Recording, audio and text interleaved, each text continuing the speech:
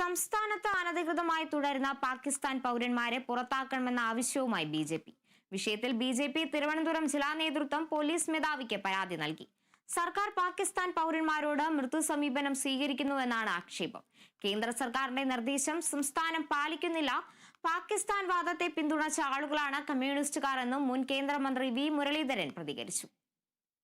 പാകിസ്ഥാൻ സൃഷ്ടിക്കുന്നതിൽ മുഹമ്മദ് അലി ജിന്നയുടെ ദ്വിരാഷ്ട്രവാദം, ഇന്ത്യയും പാകിസ്ഥാനും ഒരു രാഷ്ട്രമല്ല രണ്ട് രാഷ്ട്രങ്ങളാണ് എന്നുള്ള വാദത്തെ പിന്തുണച്ച ആളുകളാണ് കമ്മ്യൂണിസ്റ്റുകാർ. 104 പേരെ കണ്ടെത്തി തിരിച്ചയക്കണമെന്ന് ആവശ്യപ്പെട്ടുകൊണ്ട് കേന്ദ്ര സർക്കാർ അയച്ച കത്തിനുള്ള മറുപടി, ആ തുടർ നടപടിയുടെ കാര്യത്തിൽ എന്തുകൊണ്ട് അമാന്തമുണ്ടാകുന്നു? പാകിസ്ഥാൻ തന്നെ ഉണ്ടാക്കാൻ പിന്തുണച്ച ആളുകളാണ് ഭരണത്തിലിരിക്കുന്നത്.